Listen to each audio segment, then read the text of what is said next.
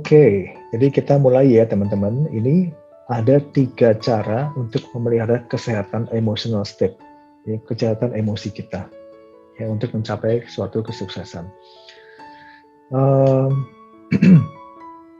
Sebenarnya ada 7, ya, cuman saya ini hanya ambil yang 3 saja yang paling penting dan sering kita sering terjebak di dalamnya. Jadi pertama ini. Sekarang ini kan banyak ya, kita komunikasi itu sangat terbuka luas. Lewat internet, ya, lewat WA, grup, Telegram grup, ya. Berita-berita yang kita lihat dari TV, ya. Sekarang TV aja banyak banget channelnya gitu ya. Nggak seperti dulu waktu saya kecil, channel cuma 1, hitam putih lagi. Nah, jadi sekarang banyak sekali informasi yang masuk dan kita terima setiap harinya. Nah, pertanyaannya, apakah informasi-informasi ini berguna untuk kita? Ternyata tidak semuanya itu berguna atau mendukung kita. Justru kebanyakan informasi-informasi yang kita lihat dari internet maupun dari WA group ya, forward-forwardan itu, banyak yang tidak berguna. Ya. Berita-berita yang kita lihat di TV juga yang diekspos sekarang apa? Banyak kekerasan, dia kecelakaan, ya, jadi banyak hal seperti itu yang kita terima setiap hari dan kita itu secara dasar masuk ke dalam pikiran kita. Berita-berita hoax di WA. Nah, saya pengen tanya ke teman-teman, kalau misalnya kita terima suatu informasi di WA, misalnya kemarin deh yang cerita-cerita mengenai ghosting itu ya, kita baca tuh. Pada waktu kita baca seperti itu, apa yang kita rasain? Macam-macam, ada yang berpihak ke satunya, ada yang berpihak ke satunya gitu ya. Bahkan ada yang bertengkar karena ini. Nah, itu kan. Ada yang sampai terus saut-sautan sendiri di media sosial gitu ya. Ngebelain sana, ngebelain sini. Terus muncul apa? Jengkel gitu ya. Ah, kok bisa ya kayak begitu ya? Kok tega ya gitu ya? Nah, kayak gitu ya. Muncul seperti itu. Nah, padahal itu berita yang memang sifatnya sebenarnya ya itu berita, tapi yang merasakan emosinya siapa? Kita. Pada waktu kita baca itu kita merasakan emosinya gitu loh. Nah, terus siapa yang mengalami kerugian dengan itu? Kita sendiri sebenarnya. Ya, jadi tips yang pertama adalah kita mesti dengan sadar itu bisa memfilter, ya, melakukan mana sih informasi-informasi yang mendukung saya, gitu ya, yang perlu saya baca. Mana sih informasi yang ternyata ini justru mengotori pikiran saya dan saya nggak perlu baca, ya. Nah, ini juga sebenarnya yang saya lakukan, ya. Jadi saya itu sudah sejak tahun 2018 ya, malah itu saya sudah nggak seperti dulu. Kalau dulu saya berita aja saya tonton terus, gitu ya. Berita saya tonton nih, koran saya baca semuanya. Sekarang saya benar-benar memfilter, hanya informasi-informasi yang dari headline-nya kelihatan kan ya. Ini informasi yang bagus, saya baca. Kalau enggak, saya nggak baca. Ya, karena banyak informasi yang sebetulnya itu ya satu tadi tidak mendukung, dan kedua adalah kita mesti tanyakan apakah informasi ini sesuatu yang bisa kita kontrol atau tidak bisa kita kontrol. Kalau sesuatu tidak bisa kita kontrol, ya buat apa juga kita baca gitu, karena itu tidak akan bisa membuat kita untuk merubah suatu kenyataan yang ada di luar kontrol kita gitu ya. Tapi kalau sesuatu informasi yang memang itu bisa kita kontrol dan kita bisa mengubah kenyataannya, ya boleh-boleh aja kita baca. Seperti itu ya. Oke, lalu yang kedua adalah, nah, seperti tadi saya bilang teman-teman, emosi itu kan sesuatu yang terus bergerak gitu ya, yang bisa menghasilkan sensasi-sensasi dalam tubuh kita. Jadi emosi itu punya energi, gitu ya. Nah, jadi karena emosi itu adalah energi yang bergerak, ya, artinya itu butuh suatu pelampiasan atau manifestasi untuk bisa mengeluarkan atau membuang emosi itu. Jadi Apa yang bisa kita lakukan adalah kita bisa melakukan hal-hal yang menyenangkan untuk diri kita.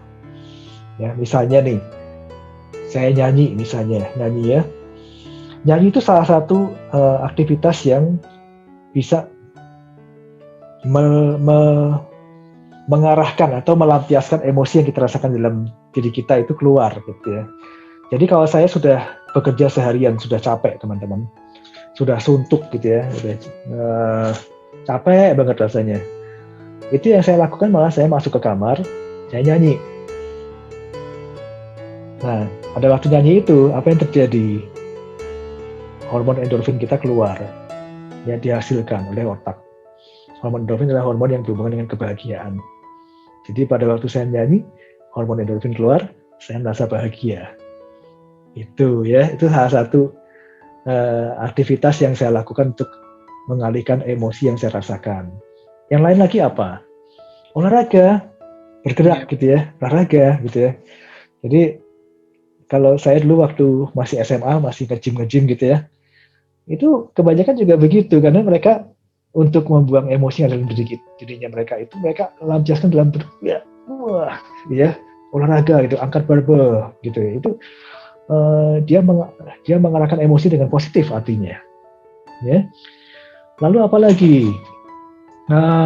Bisa dengan misalnya itu kita melihat album-album kenangan foto ya atau apapun itu yang berisikan pengalaman-pengalaman atau pada saat kita berlibur dan kita merasa senang gitu ya. Nah pada waktu kita melihat itu foto-foto itu, seperti tadi saya bilang kan, sifat pikiran kan dia tidak bisa membedakan waktu gitu ya. Jadi pada waktu kita melihat itu, secara otomatis kita bisa merasakan perasaan yang sama pada waktu kita senang jadi budak itu. Ya. Jadi itu untuk mengalahkan emosi yang negatif itu kita bisa melakukan seperti itu. Ya. Oke. Nah, terus yang ketiga nih. Yang ketiga apa nih? Nah, lakukan hal-hal yang memunculkan cinta kasih dan kebaikan hati, ya. Jadi pada waktu kita itu melakukan hal-hal yang menolong orang lain, ya, walaupun yang orang yang kita tidak kenal, ya, itu sebenarnya kita itu menanamkan benih-benih kebaikan dalam hati kita. Dan pada waktu kita melihat orang lain itu merasa bahagia, secara otomatis kita juga merasa bahagia juga. Ya, jadi dengan adanya benih-benih kebaikan dalam diri kita ini, ya, ini akan membantu kita ya untuk lebih kuat terhadap emosi-emosi yang sifatnya negatif. Ya, jadi ini adalah salah satu hal yang penting. Ini juga tadi berhubungan dengan tadi yang Pak Steven tanyakan tuh, gimana kita bisa melakukan hal-hal yang spiritual itu untuk menunjang hal-hal yang lain? Ya ini, Pak Steven. Jadi melakukan hal-hal yang muncul cinta kasih itu tidak hanya kepada orang yang kita kenal atau tidak hanya pada diri kita sendiri, ya, tapi bahkan dengan seluruh makhluk hidup, orang yang kita tidak kenal pun, gitu ya. Jadi kalau spiritual itu sudah tingkatnya orang yang kita kenal pun kita sudah bisa menunjukkan cinta kasih kita. Itu, oke. Ada pertanyaan nggak teman-teman sampai sini? Ada pertanyaan dari teman-teman mungkin? Nih ada, dari Bro Roni Hendrawan, bro. Ini baru, jika punya mental block atau emotional block, apakah dengan memaafkan sudah cukup untuk menyembuhkan luka batinnya? Oke. Jadi begini, Roni Hendrawan ya. Namanya mirip sama saya. Ya, jadi Pak Roni, kalau kita bicara mengenai mental block, ya itu mental block itu adalah suatu program pikiran atau pola pikir yang ada dalam pikiran kita, ya. Nah, kalau kita bicara mengenai emotional block, itu adalah suatu emosi yang terikat dengan suatu kejadian tertentu yang tersimpan dalam pikiran kita, ya. Nah, apakah dengan memaafkan itu sudah cukup untuk menyembuhkan luka batin? Kalau kita bicara mengenai luka batin, yes, cukup. Karena pada saat kita misalnya saya jengkel sama Bro Demi misalnya ya, saya jengkel nih, gara-gara Bro Demi ini kemarin saya punya pengalaman yang nggak menyenangkan, gitu ya. Nah, setiap kali saya di rumah, kalau ingat wajahnya Bro Demi, langsung saya marah nih, jengkel gitu ya. Nah, tapi begitu saya misalnya sudah melakukan pengampunan kepada Bro Demi, ya sudahlah, saya ngerti kemarin kondisinya seperti ini, saya mengampuni Bro Demi. Kira-kira kalau saya tiba-tiba teringat lagi wajahnya Bro Demi, apa yang terjadi? Mungkin emosi tadi yang marah, jengkel sudah nggak keluar lagi. Nah, itu kita berarti sudah sembuh secara emosional. Gitu loh. Nah, itu proses yang tadi saya bilang pada waktu kita lakukan di ruang terapi, adalah tadi saya melepaskan tuh. Jadi melepaskan si Bro Demi ini dalam pikiran saya yang tadi saya lekati dengan perasaan marah, jengkel, saya lepaskan perasaan jengkel marahnya. Sehingga pada saat saya teringat Bro Demi, ini sudah nggak ada nih emosinya nih, sudah netral. Seperti itu. Nah, tapi kalau kita bicara mengenai mental block agak sedikit berbeda, karena mental block ini kan bentuknya program dalam pikiran ya. Jadi, memang benar pertama kali yang kita lakukan dengan mengampuni dulu. Misalnya, setelah dalam tadi proses analisa diketahui bahwa, oh ternyata yang menyebabkan saya punya pola pikir seperti ini adalah mama saya misalnya. Ada perasaan jengkel kan? Nah, kita mesti maafkan dulu, oke, saya mengampuni mama saya. Saya tahu bahwa itu bukan sesuatu yang dia inginkan. Dia hanya menginginkan saya itu bisa hidup dengan lebih baik, tapi ternyata pikiran saya yang menangkapnya seperti ini, gitu ya. Nah, tadi kayak seperti contoh tadi gadis itu, kan apakah mamanya bermaksud bahwa bilang bahwa jangan menikah, nanti nikah itu nggak bahagia? Enggak dong. Mamanya pasti berpikir hati-hati cari pasangan supaya nanti waktu kamu menikah itu kamu bisa bahagia. Tujuannya itu kan sebetulnya. Tapi yang ditangkap sama si gadis kecil ini berbeda. Ya, jadi perlu mengampuni dulu, mengampuni mamanya. Habis itu apa? Habis itu adalah kita merubah program pikiran tadi itu dengan pola program pikiran yang mendukung. Seperti itu. Tadi Pak Roni Hendrawan ya yang tanya. Gitu Bro Demi. Yes. Ada lagi dari Bu Dona. Pak, bagaimana menghindari perkataan-perkataan orang lain yang membuat malas ngapain? Membuat malas ngapain? Jadi maksudnya orang ngomong lalu Bu Dona terpengaruh jadi malas gitu melakukan sesuatu gitu ya mungkin ya. Betul. Ya, jadi begini Bu Dona. Seperti yang tadi saya katakan bahwa apa yang impuls yang kita terima dari orang lain gitu ya, yang dilakukan orang lain terhadap kita itu kan benar impuls yang kita terima ya. Ini kan adalah suatu kondisi yang netral sebetulnya, ya. Tapi kemudian kita secara pribadi menangkap hal itu menjadi suatu yang lain, yang berbeda. Ya, jadi ini sebenarnya bagaimana menghindari perkataan orang lain yang membuat malas ngapa-ngapain? Ya kita nggak bisa ya mengatur orang untuk mengatakan sesuatu yang kita inginkan, nggak bisa. Orang tuh mau ngomong apapun ya itu terserah mereka gitu ya. Tapi yang penting adalah dari diri kita, Bu Dona, kita mesti bisa memilah gitu loh. Oh ini perkataan, ini kan menurut persepsi kamu, bukan persepsi saya gitu ya. Jadi apapun yang kamu katakan nggak akan mempengaruhi saya. Bisa bilang seperti itu. Kalau saya seperti itu biasanya, kalau ada sesuatu ya, saya masih kerja di kantor ya, ada sesuatu yang ngasih ngomong sesuatu yang nggak mengenakan gitu. Saya bilang, that's your perception, it's not my perception. Sehingga saya tetap berpegang pada apa yang ada dalam diri saya. Saya tetap positif seperti apa saya inginkan. Begitu, Bu Dona. Kira-kira itu salah satu tip yang bisa dilakukan seperti itu.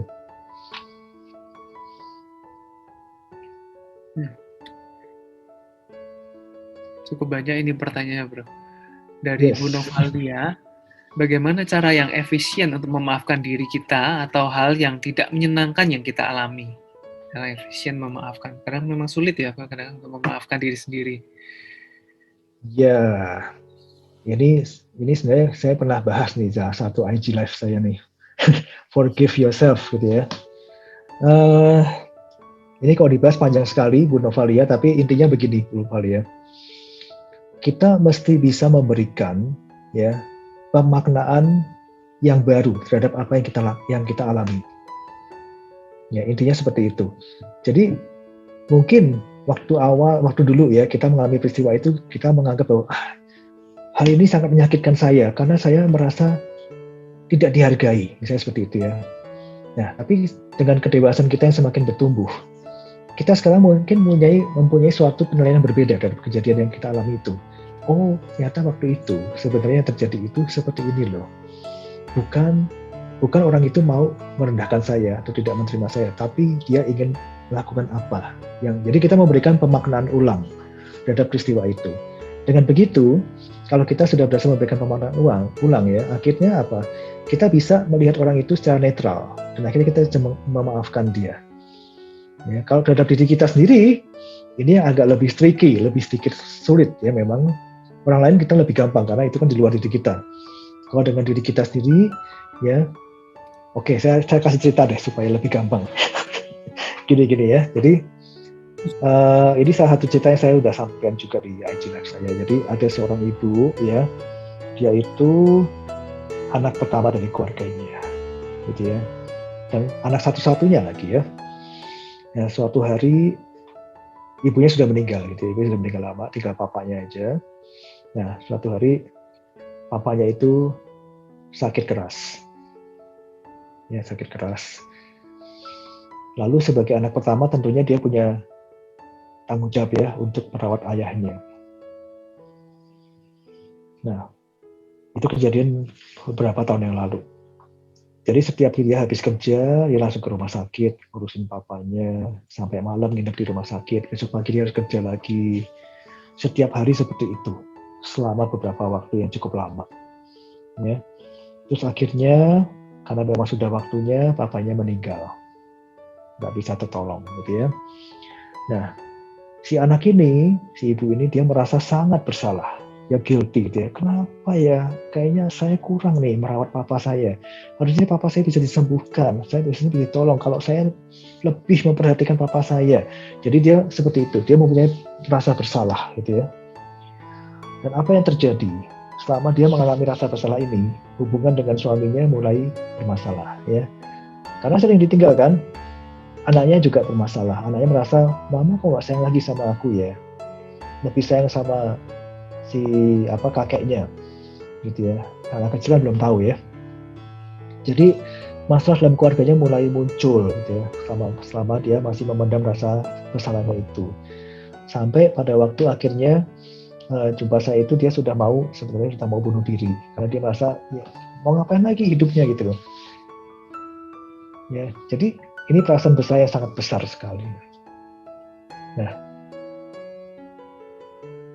dari situ lalu kami melakukan diskusi yang cukup mendalam, ya, dilakukan hipnoanalisa, dan sebetulnya yang terjadi pada saat ayahnya meninggal itu bukanlah pemicu awalnya.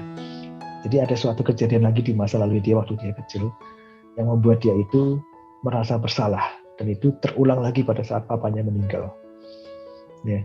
Nah, ya jadi ini emotional block ini yang kemudian dibereskan, ya. Dibantu untuk melepaskan emosinya ini. Ya pada saat dia bisa melepaskan emosinya ini, lalu dia bisa memaafkan dirinya.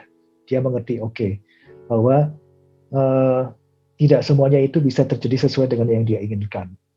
Yang penting adalah dia sudah berusaha memberikan yang terbaik, sudah melakukan yang terbaik untuk papanya, untuk suaminya, untuk anaknya. Jadi dia bisa lebih menerima dirinya dan dia mengampuni dirinya sendiri pada saat itu. Disitulah kesembuhan terjadi. Begitu Ibu Novalia. Karena waktunya tinggal 5 menit, mungkin bisa dilanjutkan. Oh, tinggal 5 menit. Oke. Banyak gitu kan. Nanti, ya. Artinya topiknya menarik ya. Jadi begini, ini saya simpulkan aja. Jadi untuk dapat meraih sukses yang kita inginkan, teman-teman, tujuan yang kita ingin capai, ya, itu formulanya adalah ini. Kita punya peta sukses yang jelas, ya, tujuan yang sifatnya personal, ya. Lalu dia harus dibantu dengan emosi yang positif. Karena kalau kita emosinya negatif, ya, itu akan menghalangi kita, ya. Dan kita perlu punya namanya belief yang positif pula.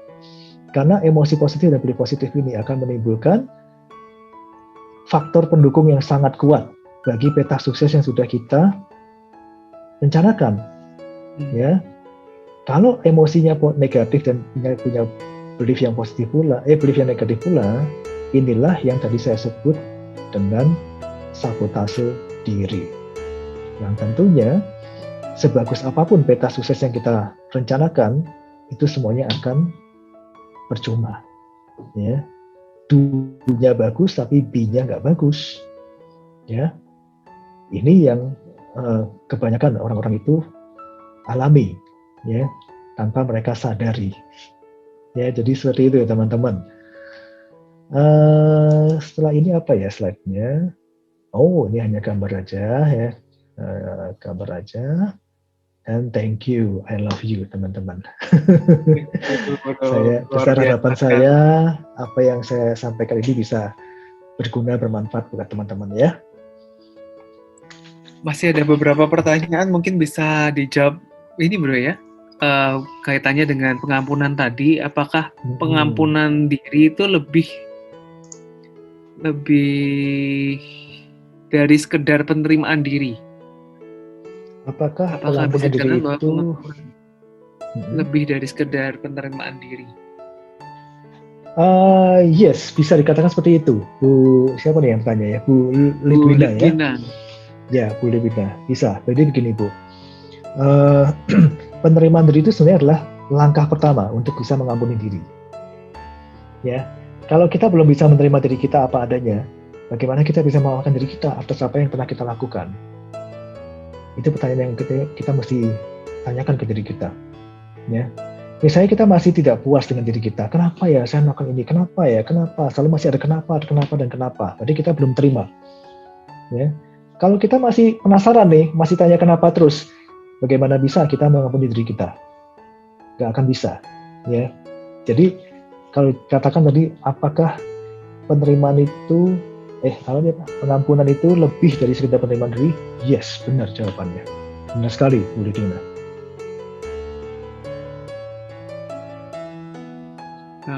Dari terakhir nih pertanyaan dari Bu Tika lagi. Yeah. Mau tanya Pak, bagaimana untuk pindah dan diterima di perusahaan yang baru kalau mentoknya digaji? Padahal naiknya nggak banyak-banyak amat sih Pak. Terima kasih. Nah, Bu Tika, jadi ini seperti tadi yang saya ceritakan Bu. Gini, Bu Tika perlu tanya ke dalam diri Bu Tika ya, kita tanyakan ya. Ini kan mentoknya digaji gitu ya. Nah, pertanyaannya adalah apakah Bu Tika merasa yakin bahwa Bu Tika bisa mendapatkan gaji yang Bu Tika inginkan? Itu ya. Ini perlu ditanyakan. Kalau nggak yakin, apa yang membuat Bu Tika nggak yakin? Itu yang saya perlu tanyakan. Karena ini hal yang sifatnya banyak dialami oleh banyak orang. Saya sendiri pun pernah. Waktu itu saya juga pernah. Ya, saya udah bekerja cukup lama. Ya, lalu saya ingin pindah ke tempat perusahaan yang baru. Dan saya itu menargetkan saya naik gajinya bisa 2 atau 3 kali lipat. Sesuatu yang orang bilang mana mungkin gitu ya, mana mungkin gitu. Waktu itu saya udah kerja berapa tahun ya? 2004, 2000. Oke, mungkin sekitar 10 tahunan saya bekerja. Dan memang gaji pada waktu itu menurut saya rendah sekali. Nggak sesuai dengan apa yang saya inginkan ya. Rendah itu relatif ya. Rendah itu relatif ya. Jadi nggak sesuai dengan apa yang saya inginkan. Saya bilang saya ingin pindah ke tempat kerja yang baru, di mana saya bisa dapat sekitar 2 kali deh, gitu. Ya, dari 2 kali itu saya ngitungnya bukan dari gaji pokok ke gaji pokok ya, tapi dari package yang saya terima selama 1 tahun itu meningkat 2 kali lipat. Mungkin nggak? Saya bilang, nggak mungkin kali ya, susah ya. Ya. Nah, selama saya beranggap bahwa itu nggak mungkin, nggak bisa, itu pula yang terjadi. Nggak pernah terjadi. Seberat apapun saya berusaha, sekuat apapun, nggak pernah terjadi. Tapi suatu saat saya punya keyakinan bahwa ini mungkin sekali terjadi. Karena siapa sih yang bisa membatasi apa yang kita inginkan di dunia ini, kalau kita yakin sekali. Dan itu yang terjadi tepat, Bu Tika. Saya mendapatkan, bahkan lebih dari 2 kali. Ini sesuatu yang menurut saya, ini hebat sekali. Oh, ternyata begitu ya, cara kerja pikiran kita tuh seperti itu loh. apapun yang kita yakini, terjadilah seperti yang kita yakini. Gitu ya. Oke, jadi ini kalau saya boleh sampaikan, jadi perlu ditinjau dalam diri kita, apa sih yang bisa menjadi penghalang saya? Kenapa kok mentoknya digaji gitu ya? Terus tambahin lagi, padahal naiknya nggak banyak-banyak amat sih Pak. Jadi ini ada sesuatu Budika yang perlu ditanyakan dalam diri, ya. Seperti itu, Bro Demi.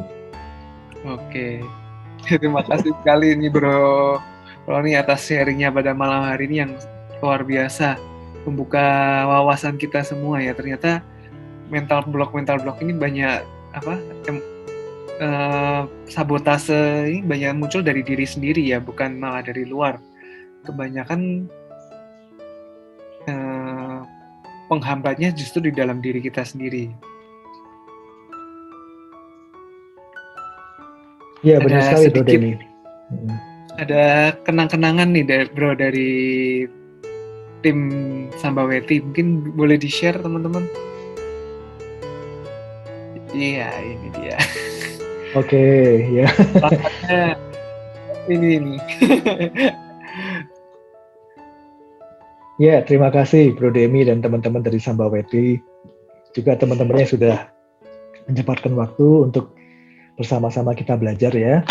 Jadi saya juga ada itu Instagram dan Facebook. Kalau teman-teman nanti boleh bergabung di sana. Boleh di-share nanti ya tadi ini. Ada ya di slide saya itu tadi. Ada address-nya. Ada, ya. Ya, Roni.Kustendro ya. Silakan teman-teman nanti bisa ke sana. Juga ada YouTube channel juga Bro Demi. Jadi teman-teman yang ada YouTube channelnya juga ya. Yes, Roni Kustendro ya. Bisa juga teman-teman boleh mampir nanti ke sana. Ya. Thank you Bro Roni, sukses selalu. Sama-sama Sis Anita dan Bro Demi sudah membantu acaranya buat teman-teman juga ya. Terima kasih semuanya. Terima kasih. Salam. Demikianlah sesi pada malam hari ini. Terima kasih atas partisipasi dan perhatian dari teman-teman sekalian.